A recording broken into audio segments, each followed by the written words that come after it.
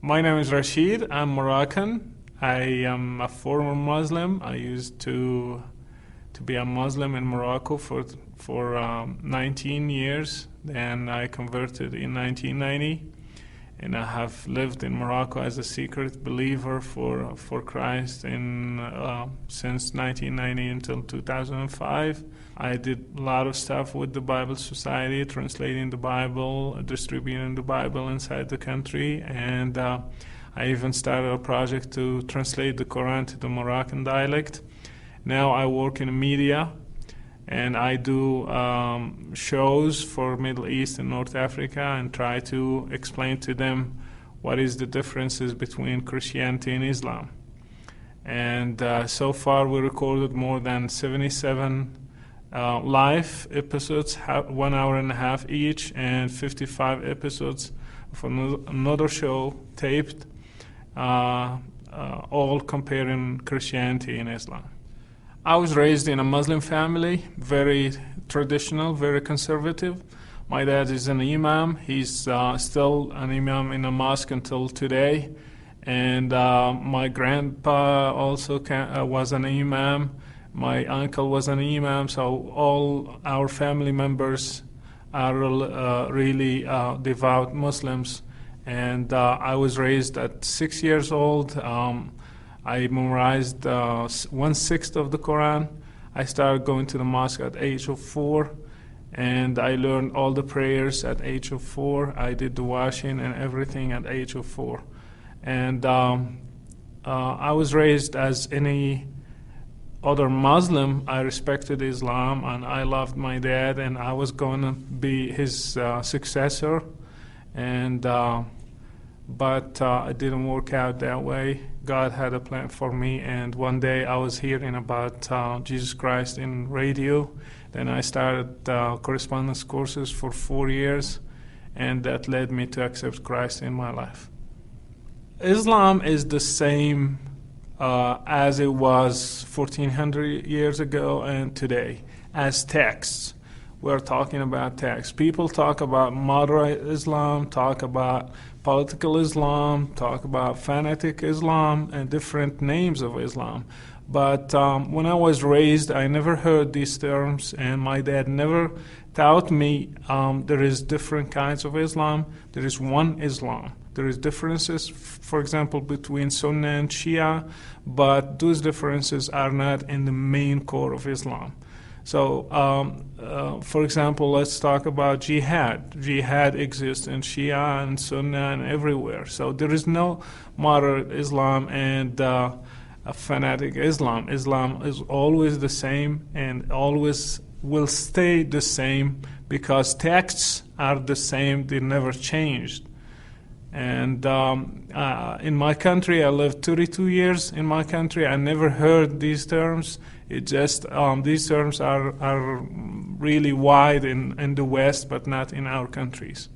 As Muslims, we used to look at the West as a representative of Christianity. For example, in Morocco, we look at France because we were occupied by French. So we look at Christianity represented in France. And so many Moroccans, so many other Muslims in other countries look at United States as a Christian country. So whatever they see on TV, whatever they hear about Americans, that's what is Christianity. When I was studying the gospel, I thought I'm going to find they drink wine, they commit adultery, they go with girls and a lot of stuff. The gospel encourages them to do that because that's what we see in movies, and we think that's what is Christianity. And always my dad and other people around me, they always encourage us to think about the West as Christians, not as Westerns. As Muslims, we used to look at, and still a lot of Muslims in the Muslim world look at it this way. It's Islam against Christianity and Judaism. They don't look at it as it could be a country against country or politic against another politic.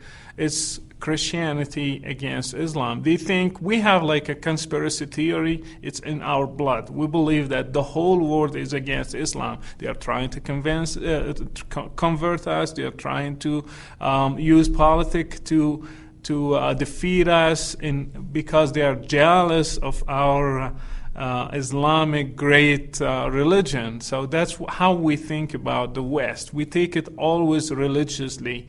It will never be politically or anything else. We look at it from a religion point of view. So whatever America is doing, for example, in Iraq, we look at it as a religious issue. What is doing in Afghanistan, because they hate Islam. That's why they are doing it. So this hourglass is how we see the world. It's through religion. I think the American church should be like more involved with the Muslim world. What I see, the American church is less closed about itself. It's not reaching to Muslims. Even in the United States, I have seen so many churches, they don't know anything about Muslims. They are not trying to reach them. They are not trying to build bridges between them and Muslims. And the same thing applies to the Muslim world. Like Middle East, North Africa, they have nothing shared with them. They don't want to help them get out of that. I see Muslims as victims. I look at my family, for example. I see my dad. He's not a terrorist. He's not a bad person. He's like everybody else. But he's a victim of his own religion. And people who explode themselves, they are not bad guys. They are just thinking they are pleasing God with what they are doing and what they are thinking. They want to please God. They want to do something right for the sake of their religion. So they are victims. We need to help victims to get out of Islam. And what I'm doing and what others are doing to help them, like we're trying to provide them alternatives, like Christianity, for example. It's a very good alternative for the Muslim world. And I believe personally we cannot counter Islam because Islam is a religion. We cannot counter a religion only by another religion and give them, compare to them, and let them choose. In the Muslim world, they don't have freedom of religion. They don't have even freedom of thinking. They cannot question Islam. They cannot dare even raise questions about Muhammad or the Quran. It's considered as apostasy. So we will encourage them to question, and the American church should be involved in that process, either by helping local believers, like in Morocco, in Egypt, in Jordan, in Saudi Arabia. We have secret local believers too, in Kuwait, in different countries. So we need to enable them, give them tools, give them whatever is available to help them reach to their own brothers and sisters in their countries. I believe we need to join forces and work together, because nobody has like a unique solution. Nobody has the resources to do it by himself. So that's why we need you to help us and be involved in a very active way to help us to reach to the Muslim world, because it's the task is very huge. The task is bigger than everybody. Nobody can do it by himself. So that's why I'm asking you to be involved in a very active way. Help us, enable us, and be a part of what's going on in the Muslim world today.